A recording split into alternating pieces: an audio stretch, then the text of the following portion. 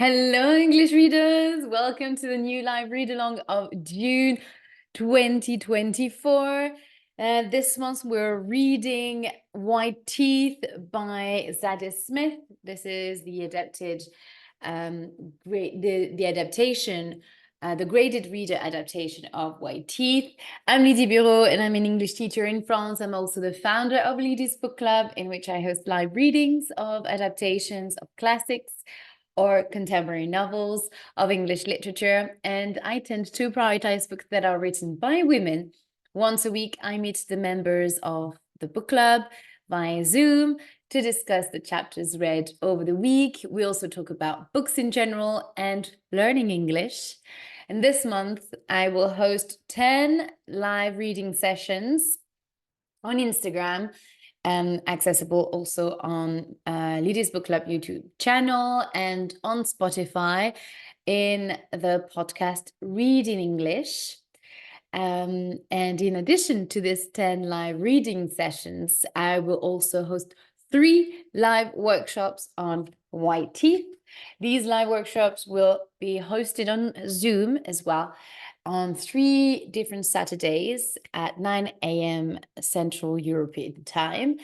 And the first one will be this Saturday, and we will discuss chapters 1 to 5. So to have access to these live workshops, you have to become a member. So make sure you subscribe to the book club now. You have the link in the description of this video. And you can find all the dates of the live workshops on my website. You just click on the link and you will have access to all the information. And today we are going to read chapter 2 and 3. And if you would like to know more about Zadie Smith, the author of this book, then and to get to know more about the novel White Teeth, to get a context of the novel, then I invite you to listen to the podcast episode 21, an introduction to Zadie Smith and White Teeth, and it's available on YouTube and Spotify. And last information, last month I hosted 3 live workshops on the novel Jane Eyre, written by Charlotte Bronte, and I announce you now that this workshop is available to purchase on my website, so you can find the link as well in the description of this video. And I hope you will enjoy those 3 live sessions that you can that you will be able to watch on replay. I talk a little bit in the first session. I talk a little bit about Charlotte Bronte and her work, and then we move on with the discussion of the different chapters. That would be if you're hesitating to join the book club or feel like you don't have the level, or you feel that maybe it feels intimidating, then maybe purchasing this workshop to watch on replay maybe will give you a sense of how I run the conversation, and maybe it will help you to gain confidence and tell yourself that you're definitely able to join this book club, as long as you have a minimum of basis in English. If you're able to make sentences, if you have an A2, B1 level, then it's perfectly fine, and you don't have to be an advanced learner of English or be bilingual. This workshop this book club is really open to all levels, and you will be more than welcome, especially if you are a Bronte, Charlotte Bronte's lover, or any Bronte sisters lover, or anyone who loves reading women's literature as well. So that was it for me. Now I'm going to do a quick recap of chapter 1. So in chapter 1, we got to know our main character. One of the main characters of the story is called Archibald Jones, and he is desperate. When we meet him, he is about to kill himself in his car, and this man, a butcher, saves his life in a way because he doesn't allow him to die in front of his shop, and is asking him to go somewhere else in another in a more dodgy street or somewhere else to die, and not just outside his shop or in his street. So there is a very funny line which shows that the humor in this novel and throughout the novel as well. So you've got Archibald Motley, who says, "I'm killing." So the butcher, what's his name? Hussein Ishmael. He's trying to chase pigeons, or shit makers, as he called them, and he's trying to get rid of them when he sees Archibald's car, and he's asking him to move the car because he's waiting for a delivery, and Archibald is saying, "Well, I'm killing myself," the man said. "Leave me alone." And you've got, and Mo, so Hussein, Mo Hussein Ishmael, Mo, that's his first name, says, "Oh, well, no one killed himself outside my shop.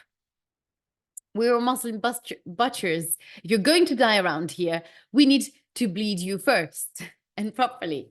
So in this it's a very dark joke here, as you can see, as you can understand, that bleeding, it means like he needs to, Muslim when they, they cut the meat, it has to be bled first, and this is a religious joke as well, traditional kind of cultural joke here, and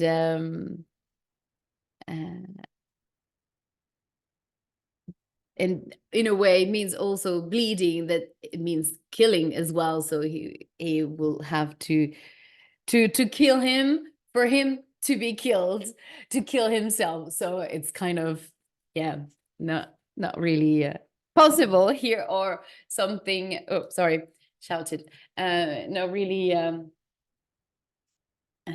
doable anyway. So it was kind of funny here in this passage. Hi Jen, welcome to this live. Hello. Okay, now I'm gonna start. Oh, sorry. So he's about to kill it. Sorry, I forgot to talk about the end of the chapter. So Archibald then realizes that maybe this is not his time, that maybe this is a sign that he needs to leave. And he ends up in the street where he moves his car. So he takes his car and drives away. And in the evening, he finds this squat where they were having this party, and there he meets Clara Bowden, a Jamaican woman, beautiful Jamaican woman, who's missing 2 teeth, and so she's wearing fake teeth instead. And he just has a crush on her. He finds her beautiful, and they start chatting, and we learn that they get married six weeks later. So they meet in this place. She's much younger than him. He's 48 or 47, something like that, I think. And she is maybe she's in her 20s.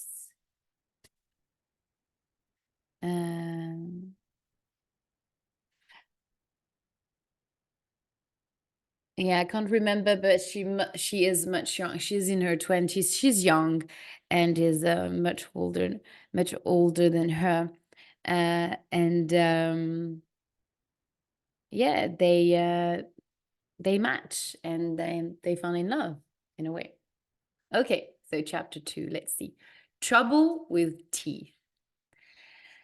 Clara was originally from Jamaica, but she lived in Lambeth now, in a basement flat with her mother, Hortense, who was a Jehovah's Witness. Clara used to have a boyfriend called Ryan Tops. It's important to know about Ryan to understand why Clara married Archie, because Clara might not have run so quickly into Archie's arms if at the same time she had not been running away from Ryan as fast as she could. So Archie is, for Clara, an escape in a way from another man into the arm of a new one. So it's kind of an escape route for Claire to get married to Archie. So not necessarily a choice based on love.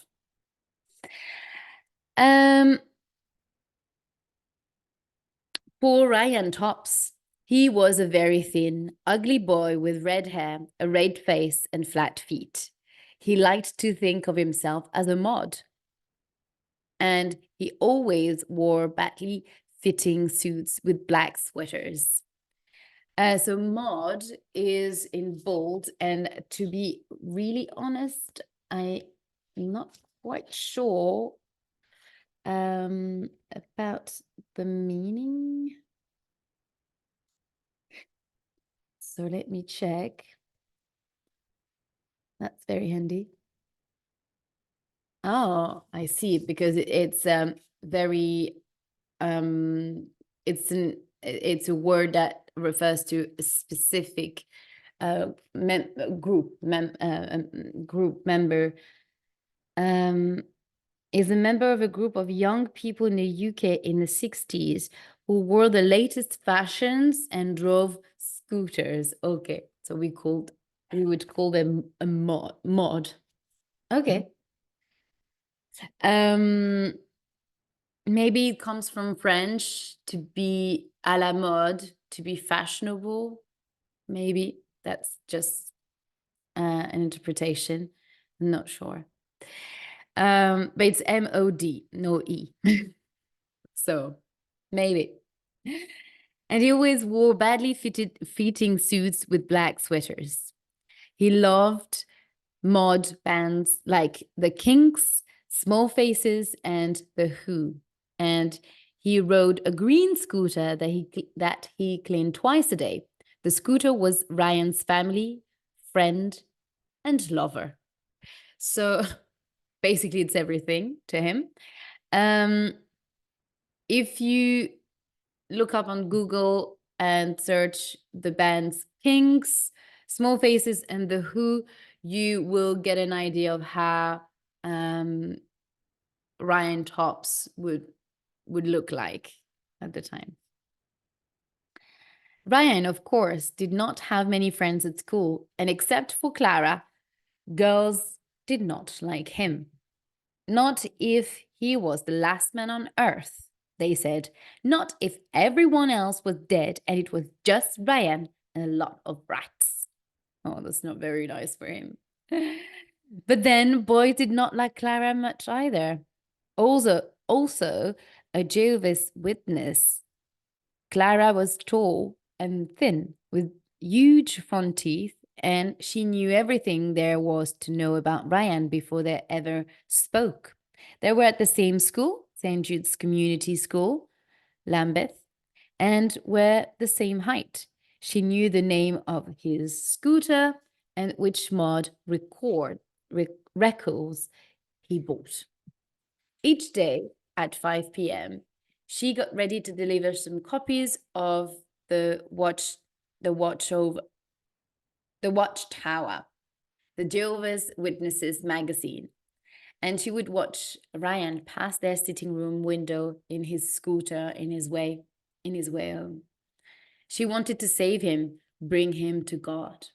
When Hortense noticed her daughter staring out of the window at Ryan each day, she reminded her that only 144,000 of witnesses of Jehovah would live after the end of the world, which Jehovah's Witnesses believed would happen on New Year's Day, 1975. Remember, this is the year when they met, when Clara and Archibald met. And the name of the party, remember, was the end, Welcome to the End of the World party or something like that. Some people, Hortense cried, have done too much sinning to be saved by God. Isn't that right, Darkus?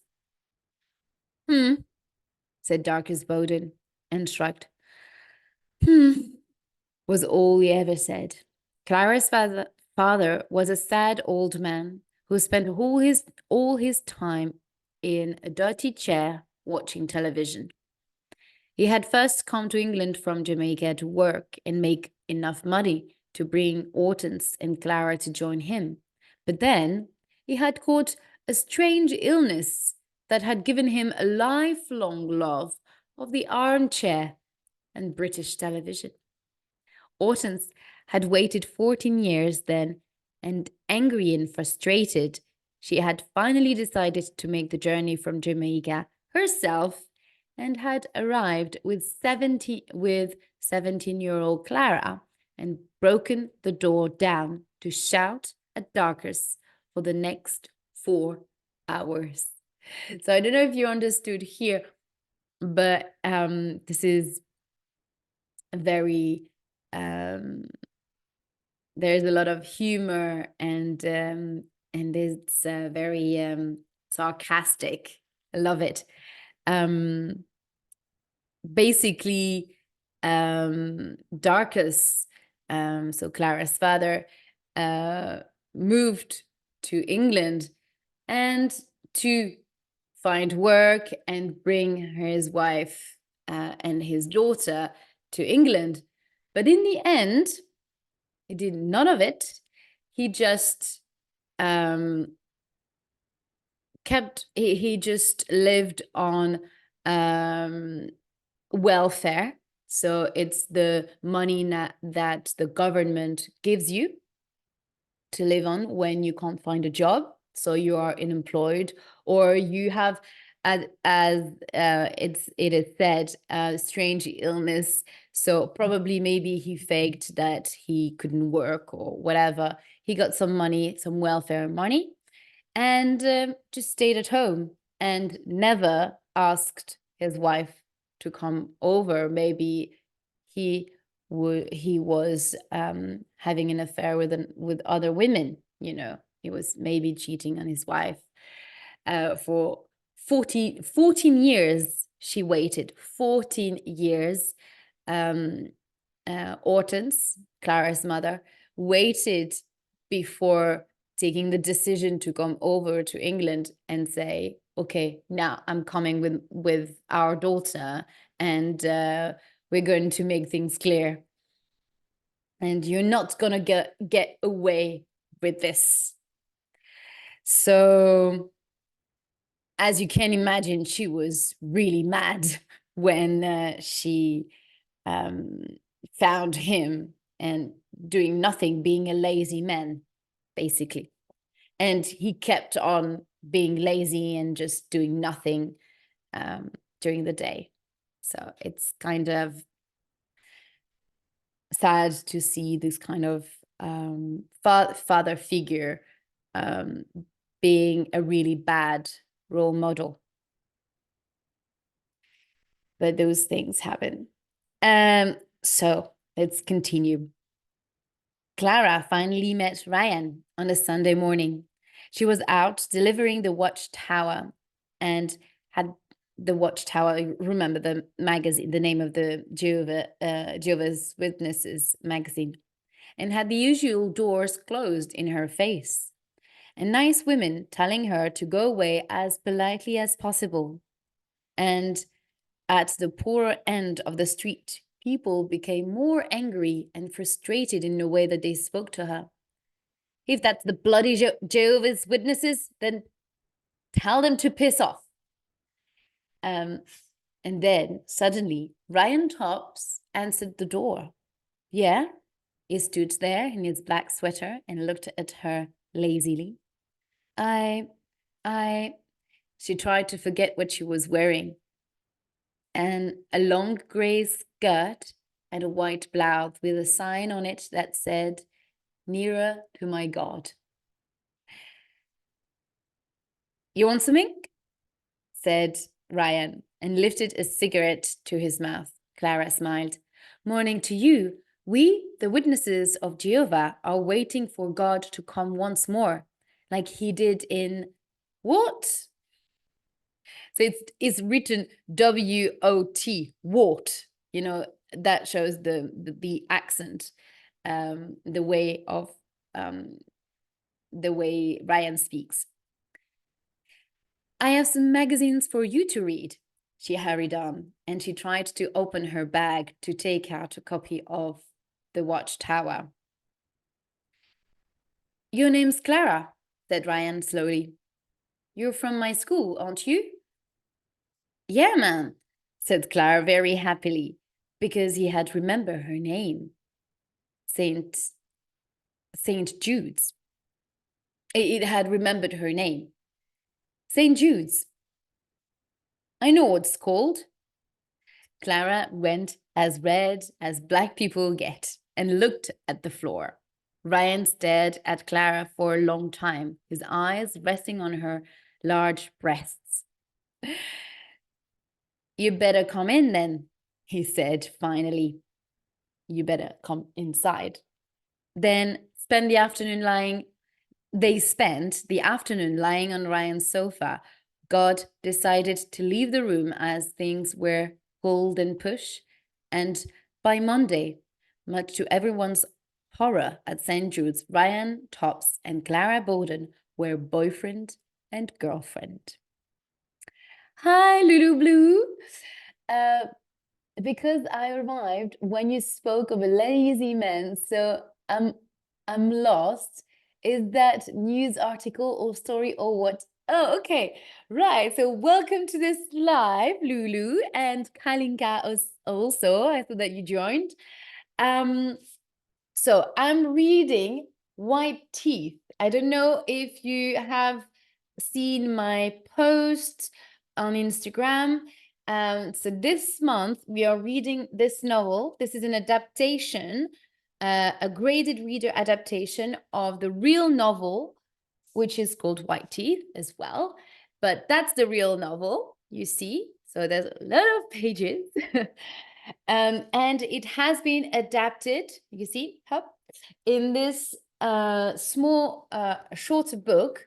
And it's for level B2 level here, level 7. So it's basically upper intermediate level.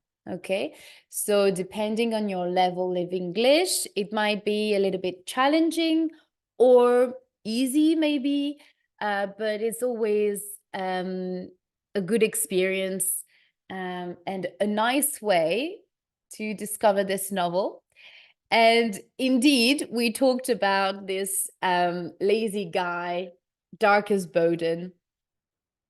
I'm reading chapter 2 of this book, and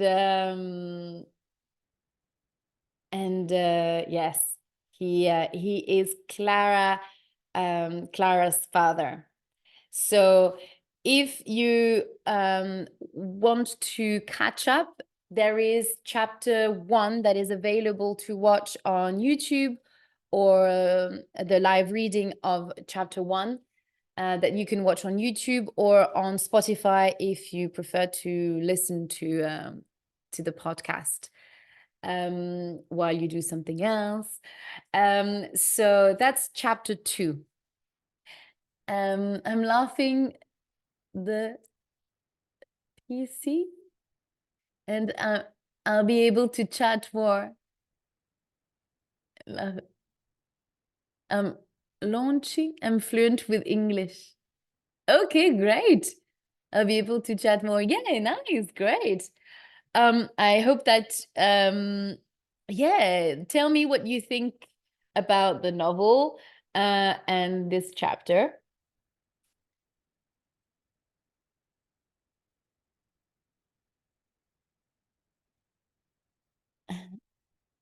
Peace. Yeah. And I'll be happy to chat with you about this novel or this chapter. Yeah, don't hesitate if you have any questions. Typing on is never easy for me, hence the PC on the way. What's the PC? What do you mean the PC on the way? You're going to use your laptop, you mean? Your PC? Maybe. Okay. I don't know. Okay, I'm gonna continue and maybe you'll be able to explain to me.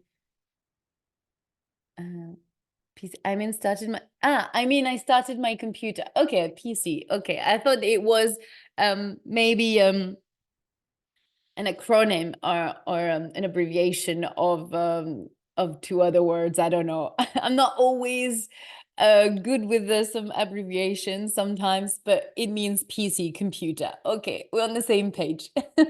Great. Okay, I continue. Where was I? Okay, so Clara and Ryan are boyfriend and girlfriend. So they start dating, basically. Okay.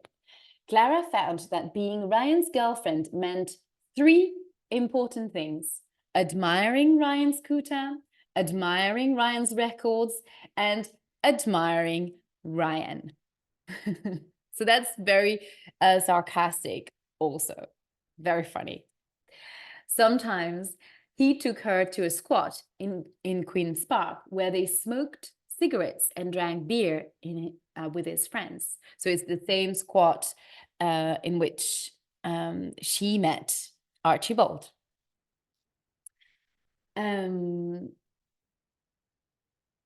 But they spent most of their time in his garage.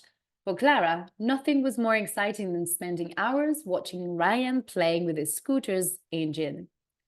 She learned that he was a man who said very little, and what he did say was always about Ryan. His hopes, his fears, all about his scooter, and his strange belief that he and his scooter would not live long. He thought that he was like James Dean, a live fast, die young. James Dean is, if you don't know him, is an actor, is an American actor. And he died very young. He liked fast life, like he said. He was the kind of actor who liked making action films. He liked to do a lot of cascades and not cascades, or he liked to do dangerous things in films and things like that. And he liked car racing as well, this actor, and he died young as well. So Lulu Blue is saying, oh, so much admiration. So Ryan is the center of the universe. Yes, indeed. Definitely. Sounds like a narcissist. Very much. And a bad man. Yeah. That's a good portrait of him. Yeah. He was like James Dean, a live fast, die young type. And he told her not to get too close because he was pissing off early. Pissing off is just he would go early. Clara was like any other teenage girl. She imagined herself holding the dying Ryan in her arms and hearing him finally telling her he loved her.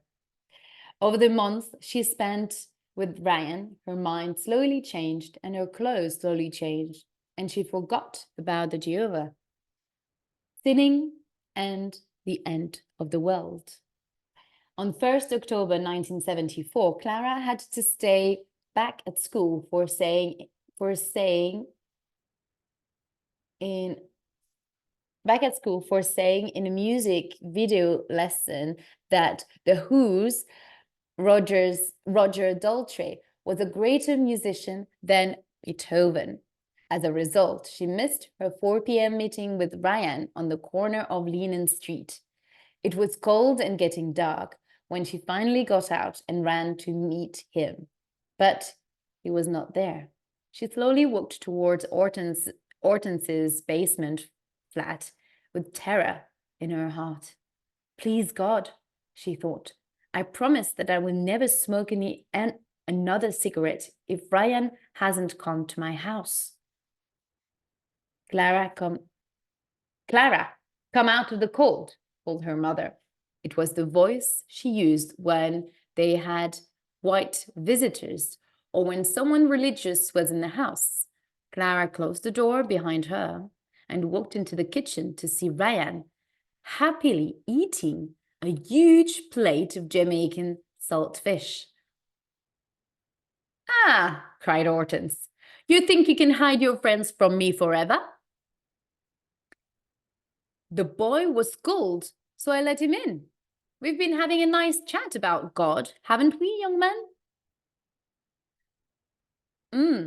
Yes, Mrs. Bowden, replied Ryan, his mouth full of saltfish. Nothing kills a relationship like a lover becoming friends with a parent. Every night, Clara came out of school to find that Ryan was not there. He was already in Hortense's kitchen, chatting happily with Hortense about Jehovah and eating whatever she gave him.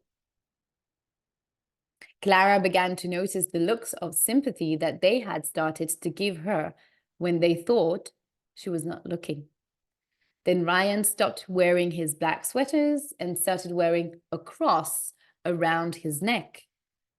Suddenly, Ryan Tops had become a Jehovah's Witness, and he and Clara were not boyfriend and girlfriend anymore. So here it's very interesting how the two characters change and evolve throughout the relationship and how they swap places. It's interesting, isn't it? Everyone should forget Jehovah. He's invented. He's invented. Yeah, it's a particular community. I guess they are everywhere. They have some Jehovah's Witnesses everywhere in every there are small groups in every cities in France. We do have as well people who are Jehovah's Witnesses, even in the little town where I live in the countryside, you've got some. So you're like, yeah, you take the paper and yeah, you're just being polite. Ryan will never tell her he loves her unless it suited his ego. Yeah. He hopes she lives him. I hope she lives him. Well, you see, this is what happened. Yeah, I can't stand Jehovah's Witnesses and other cults. Yeah, even in France we got them. Yeah, definitely. Yeah, absolutely. Yeah, and you see that how their relationship evolved, how Ryan got close to Clara's mother and really got into the beliefs, the Christian belief as well, of the Jehovah's Witness, and sharing the same belief as the mother. So while Clara distanced herself from it, so it's interesting that how it shifted between these two young people. Get on the scooter. Clara had just come out of school on a dark autumn evening to find Ryan waiting for her. Please, he said, it's important. There is not much time left. No, please, Class. Class for Clara. It's like a little nickname. Oh, all right, but I'm not wearing that thing. She passed him back the helmet. She passed him back the helmet and got on the scooter behind him. Remember here? If you have read chapter 1, you might guess what happened. Ryan drove her across London to the top of Hampstead Heath. It's in North London, where they sat staring at the city's orange sky. Then he talked to her about Jehovah and reminded her that there was only 1 month until the end of the world. Me and your mom are worried about you, Class, he said. Not many will survive the last day. You've been sinning with a bad crowd. You mean in the squat? Clara said, shaking her head. They are your friends. They're not now, he replied. That one see, she's not a nice girl. Being with those men and dressing like that, she should be with her family, but there is still time for you, Class. Oh, I've heard everything now, Clara shouted. Take me home, man. I'd rather be burning in hell than have to be with you, Darkus, and with you, Darkus, her father, that we can see here she doesn't call father or dad. With you, Darkus, and my mother. Ryan was angry and he drove fast. He turned his head and began to tell Clara how God was watching them and how those that sinned would get what was coming to them. And somewhere in the middle of this angry speech, his scooter hit a tree. and both of them were thrown onto the ground, knocking out all of Clara's front teeth. So remember, this is how, and now we've got the whole story of how Clara's lost her teeth. So when New Year's Eve came in 1974, Hortense and Ryan were at home praying for Clara while Darkus watched TV. And Clara went to the squat where Merlin, Wansi, and others were holding the end of the world party, her ID. So it's Clara's ID to name the party the end of the world party. They had all laughed and patted her on the back to say, well done for leaving Jehovah and the church behind her. But quietly, Clara felt sad about losing the comfort of religion. She had spent 19 years looking forward to meeting God this night, the great creator who was meant to take her away from all of this. She still wanted to be saved. So what now? So perhaps it is not so difficult to understand what was in Clara Bowden's mind when she met Archie Jones. The following morning, she met Archie Jones the following morning. She did not see a doll, middle-aged, in a grey suit. Instead, she saw, through him, everything that she had lost. Archie had become, quite by accident, a hero to her. He was the last man on earth. And that's the end of chapter 2. I'm finally on the computer. Lulu Blue is saying, I'm finally on the computer. Took me a while to remember how to get the Instagram to work in my extension. Great. I'm glad you are finally live, that you're using your computer and that you're able to follow this live as well. Now I'm going to continue and read chapter 3. So here, Clara has officially left the Jehovah's Witnesses, even though she's still, so through Archie, we understand that she's trying to finding purpose in her life, and she's switching from the Jehovah's Witness cult to Archie's and her family, and the kind of community that surrounds her and her family, to find another family with Archie Jones, and find and build a family with him. So she moved to one community to another, to one family to another, in a way.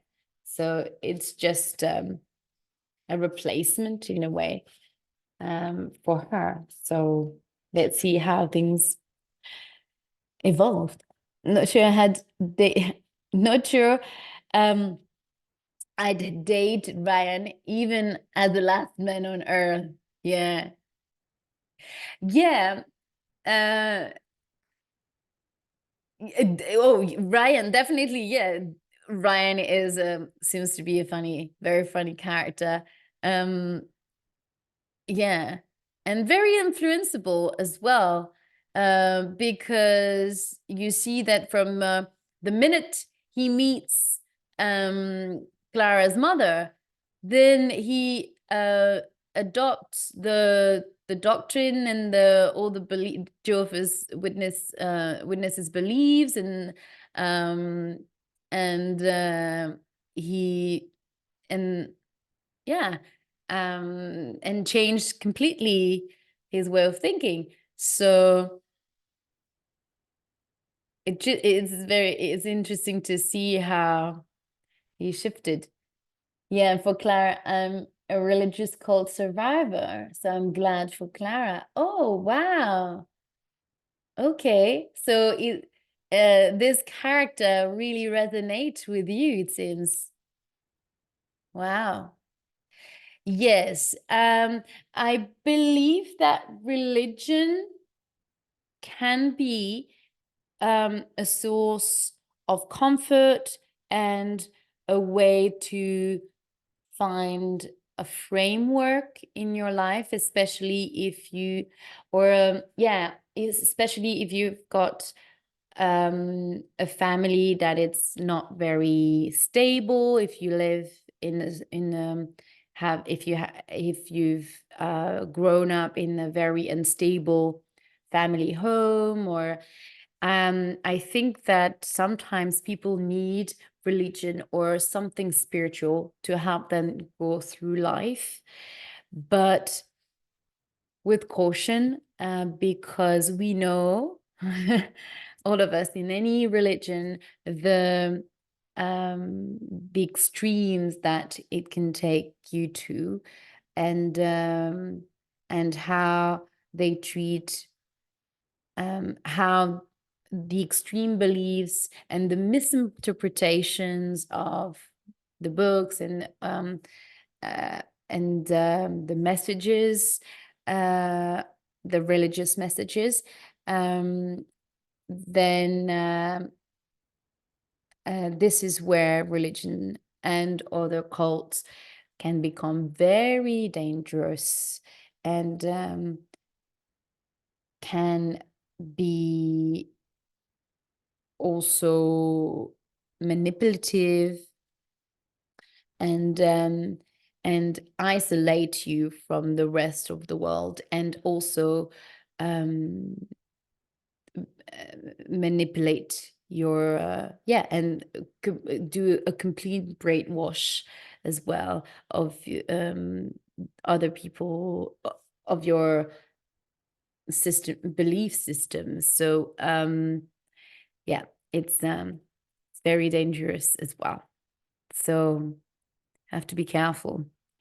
Yeah, it does on that level. Yeah, religion's often used a crutch to L's in life. Oh, wow.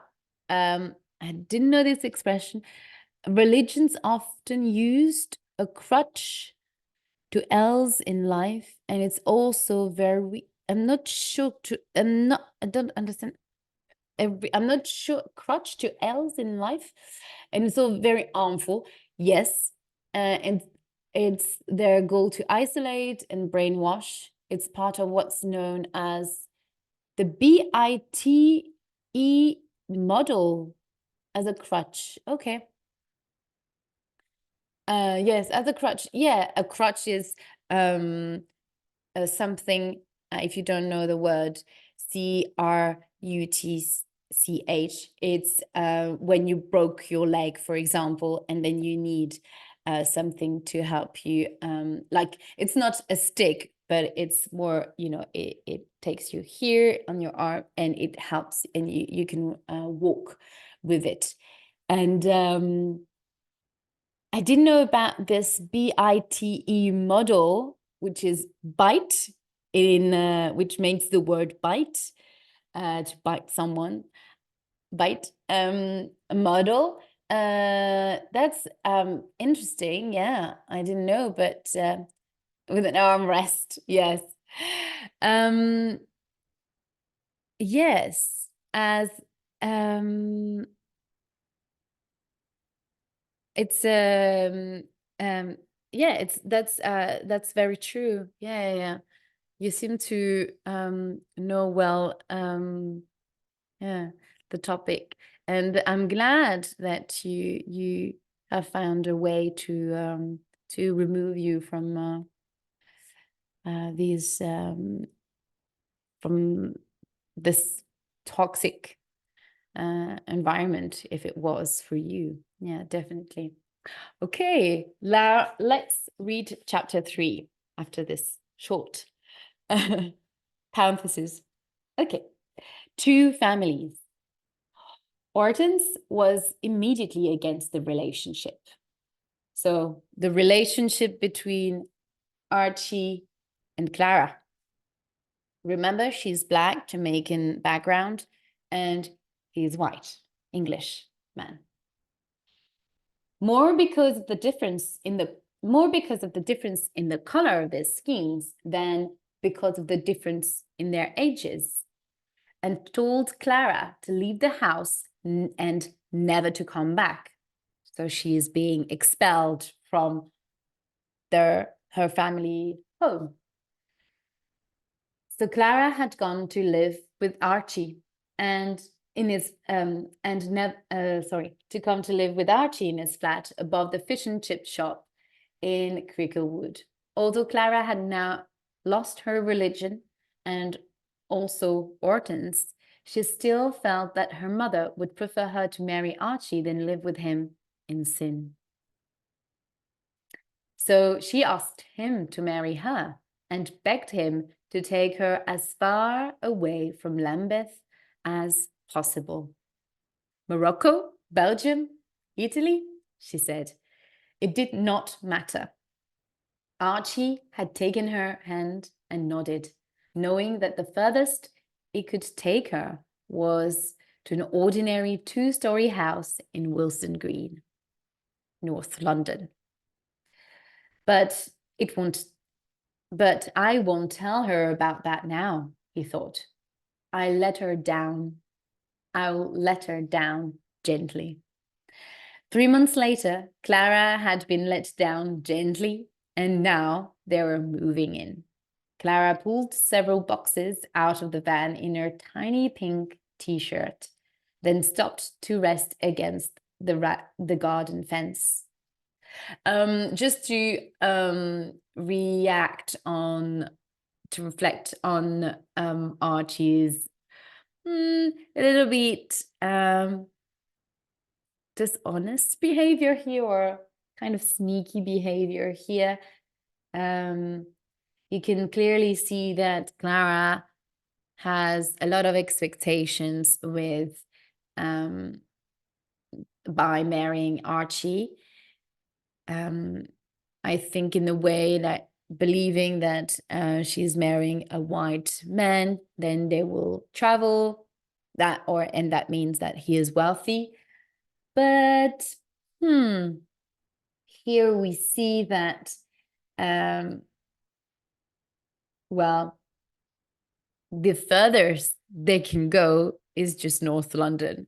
Lambeth is South London and Willesden Green is North London. So here it's not explained or described, but we don't have Clara's reaction to the moving up North London. Was she disappointed? How did she felt really? We don't know, but she got on with the decision because they moved in. So let's see what happens then. Okay, so Lulu is saying the acronym BITE stands for Behavior, Information, Thought. Behavior, Information, Thought, and Emotional Control. The system was developed by Dr. Stephen Hassan. Okay, thank you for this information. I had no knowledge of that. Okay. Yes, it sure was. She sounds rather naive at this point of the story. Remember, she's young. I can't remember how old not sure if they tell anything about the age, but she's in her early 20s, and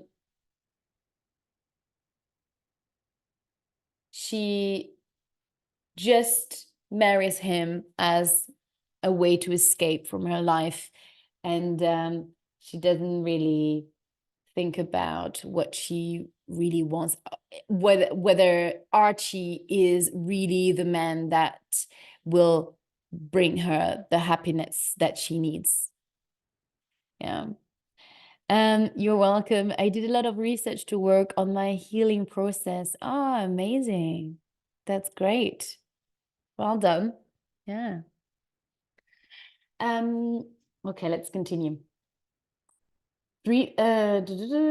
Clara pulled several boxes out of the van in her tiny pink t-shirt, then stopped to rest against the garden fence. Looking around her, she tried to decide what she thought about the place. It was nice. Not as nice as she had hoped, but not as bad as she had feared. It had a small garden at the front and one at the back, a doorbell, and an inside toilet. And she had not paid a big price for it, only love. And love is not a bad thing to give up if you have never really felt it.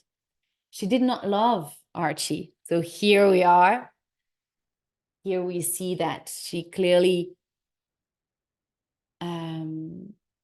chose him to escape from her social environment, escape from her family home, and just find and just leave the house and find a way to leave this house as well.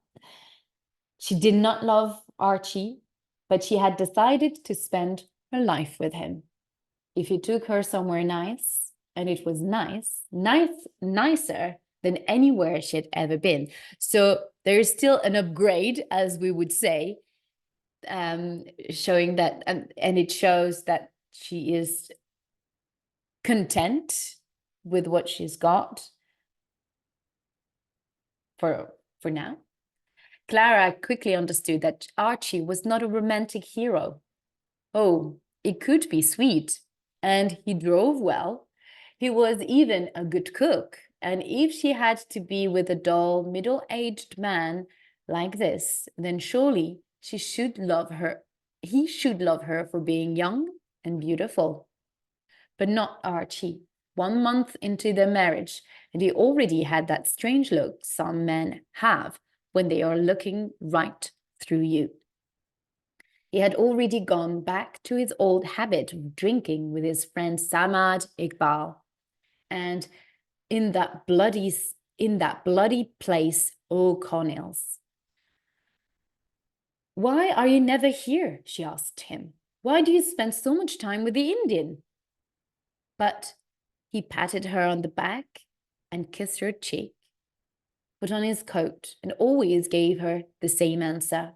Me and Sam? We've known each other for years. She could not argue with that. They had met before she was born. Yes, Archie was dull and average. She thought as she watched him now, his stomach hanging over his trousers. He was old and boring, and he could only make decisions by flipping a coin. But he was a good man, and that was something. She had recognized it in him that first time on the stairs in the same way she could recognize a good piece of fruit in Brixton's market. Their marriage had been strange. It took place on 14th February, but it had been an unusually warm day at the registry office on Ludgate Hill. There were lots of people getting married that day, and they had to wait around. Archie was wearing a suit with a white sweater under it, and he was sweating from the heat. Clara looked like a beautiful cat in a long brown dress with her perfect false teeth.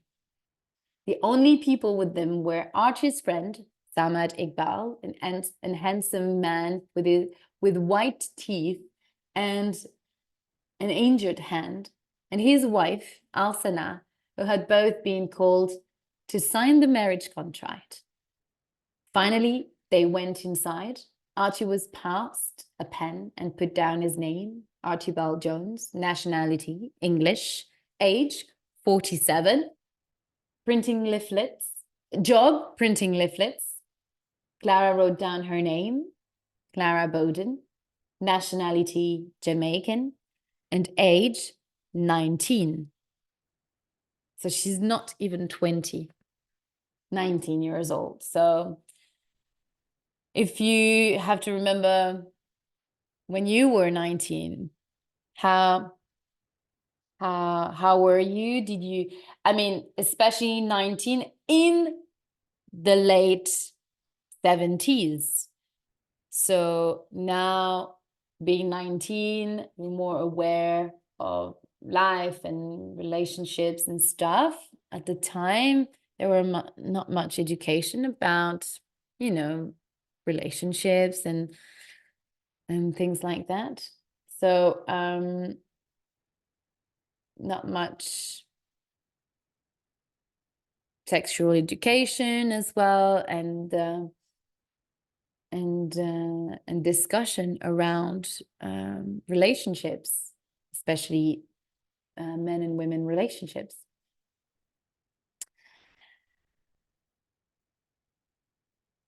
So she's 19.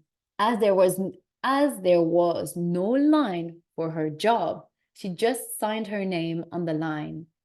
She was Clara Jones now. So here it's very interesting to see that, so we're 1975 probably. Oh, 74. Oh, yes, 75, because they met in New Year's Eve. And there is no line for jobs for women when you sign the register. So it says a lot. It's 1975, you see. So that's interesting as well, to see the difference of status between men and women as well. Then they all stepped back outside into the sun. I told him to get married to you, you know, Sam had told Clara and patted her in the back.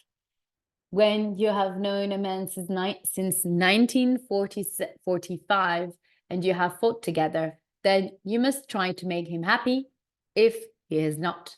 And he wasn't until he met you. I'm glad she's gone. There is only one place for mad people, and that's with others like me. But then he stopped because Clara obviously did not know what he was talking about. Althana, who was tiny and quiet, seemed not to like Clara, and even though she was only a few years older, the two of them were coming to dinner tonight. But what can I cook them? Clara asked Archie. I can make them curry, but it will be my kind of curry. For goodness sake, they're not those kind of Indians. Archie had replied crossly. Sam will have a Sunday lunch like the next man. He serves Indian food all the time. He doesn't want to eat it too. Okay, let me catch up on Lulu Blue's messages. Oh, some authors' disillusionments are apparent in that phrase. And it's nicer than living in Jehovah's Witnesses too. Oh gosh. Divorce him? Clara. Yeah. I'm 1 year older than him. And, oh, okay. And I'm not boring like him. And, ooh, yes, divorce, please, Clara. Go away from this man. What period is the story happening? So the present time is 1975, but there are going to be some, there are some flashbacks in the story as well. And when they get married, it's 1975. So yes. Yeah.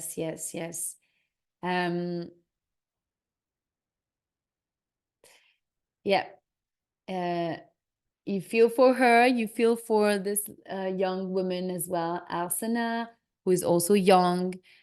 She is younger than Samad Iqbal, and these two women are stuck in this life, and you know, at the time, divorcing was not easy, and you needed to find good reason or show that maybe your husband was cheating on you or something to get divorced. And being divorced meant that she would find herself on her own again. So it's also escaping from loneliness to stay with him. So yeah, it's a difficult dilemma here, especially when you're so young. Samad and Alsana Iqbal, who were not those kind of Indians, as in Archie's mind. Clara was not that kind of black. Were not actually Indian at all, but Bangladeshi. They lived 4 roads down on the wrong side of Willesden High Road. It had taken them a year of hard work to get there, of Alsana sewing on the machine for a shop in Soho, and a year of Samad in his cousin's Ardashir's restaurant, politely taking orders from customers with terrible British, Spanish, American, and French and Australian pronunciation. Hello, goodbye, Zag, please. Hello, goodbye, Zag, please. Chicken gel freeze, fritzy with chips, thanks. A chicken jalfrezi with chips, thanks.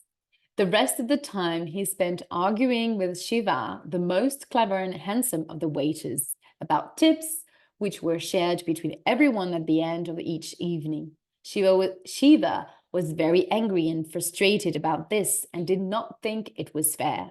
He could easily make £5 in one evening if he was nice to the lonely fat woman in the corner, and smiled and spoke intelligently to the actors who worked at the Palace Theatre opposite.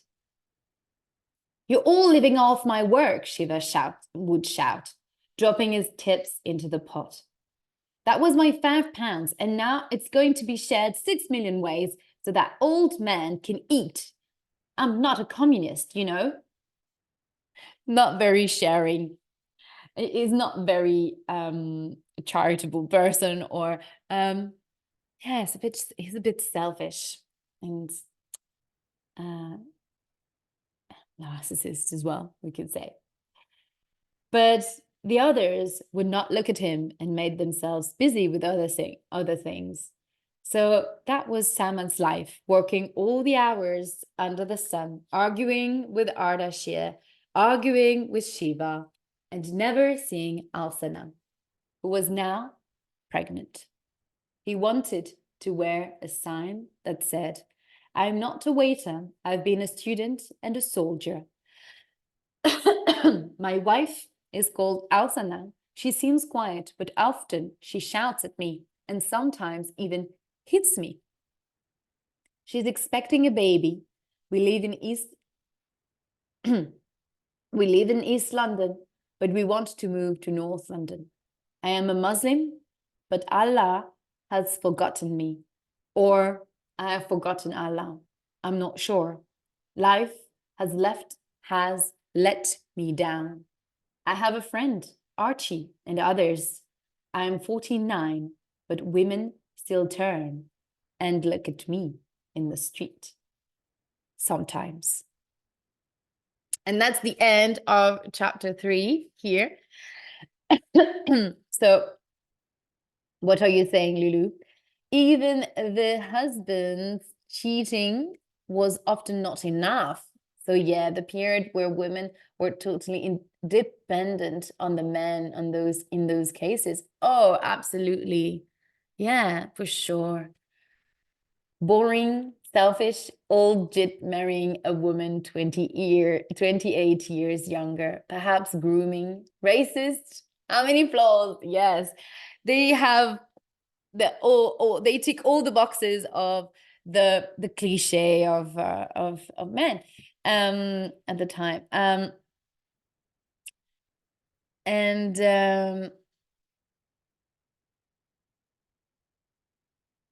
it shows also that although he is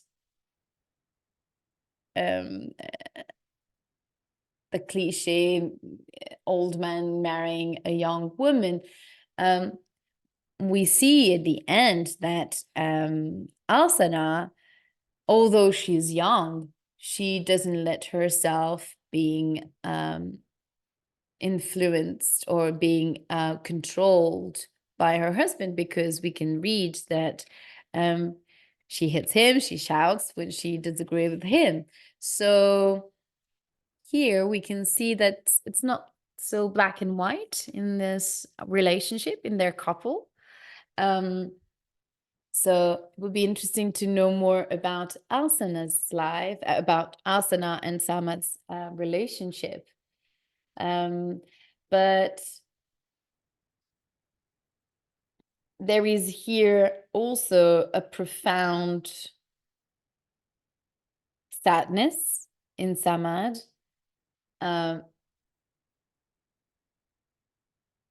In terms of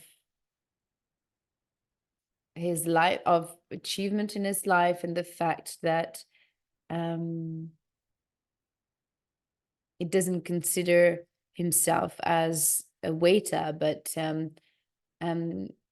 he has aspiration. He had aspiration when he was young. He studied, but then war caught him, and he got caught in the war, and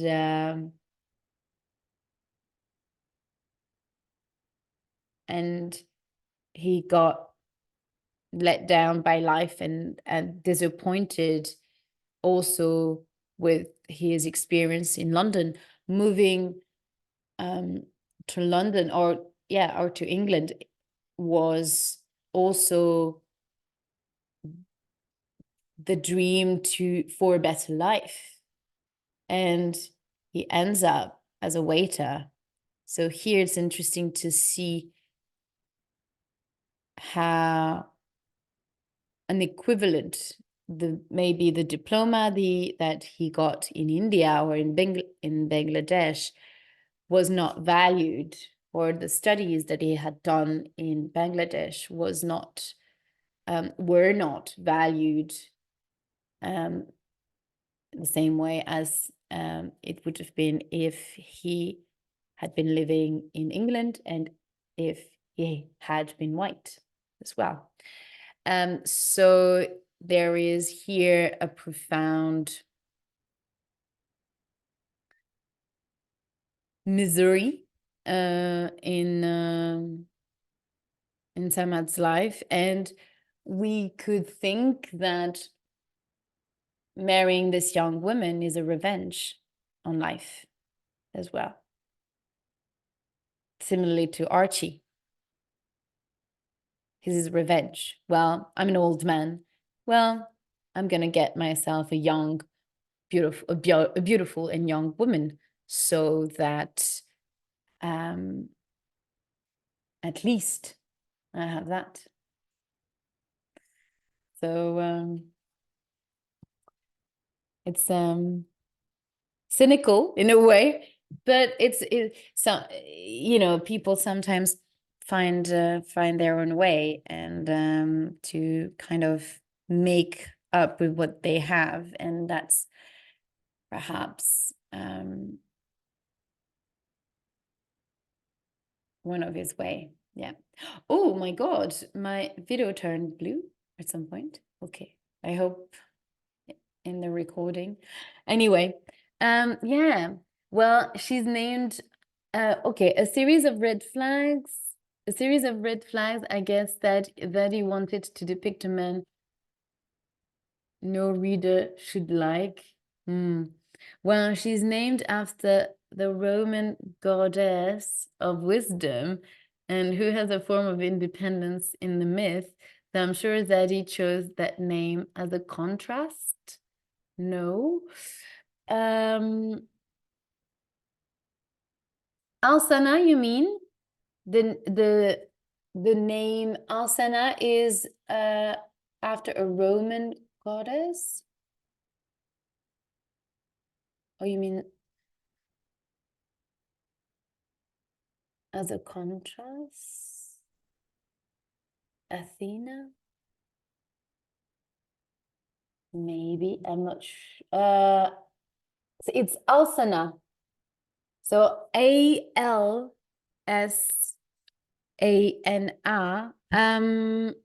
I'm not sure there is a link with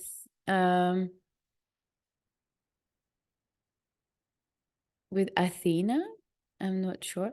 Yes, perhaps you make a point there with an older, bitter man who tries to regain his youth. Yeah. Yeah, Athena, you said she's younger, but doesn't let herself be controlled. Ah, okay. Ah, I see. I didn't make the link here.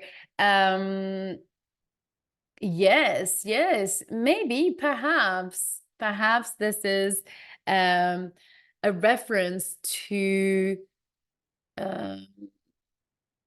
Athena, perhaps? Isn't it Athena? Ah, okay. Misheard. Ah, okay. Yeah. Alsana, maybe. Sorry.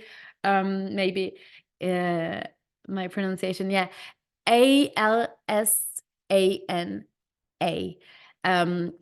She's from Bangladesh. So if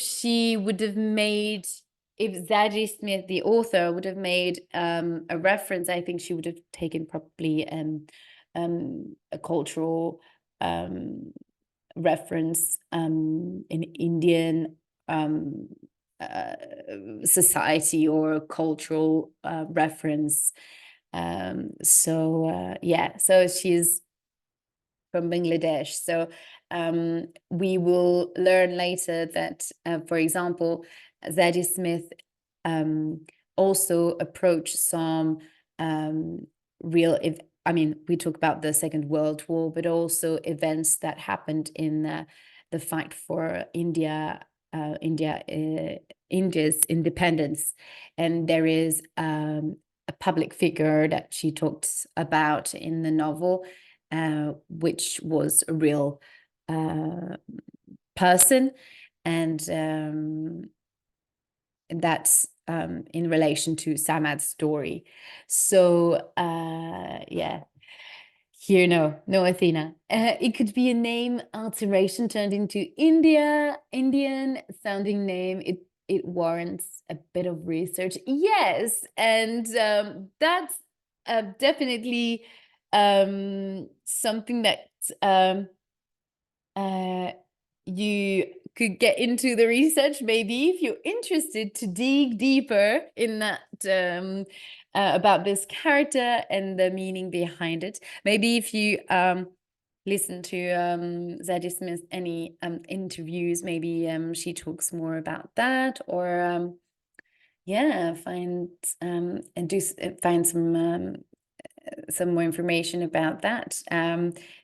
Please let me know if you get to know more about I am a digger, archaeologist of books. Yeah, definitely. Well, you know what, Lulu Blue?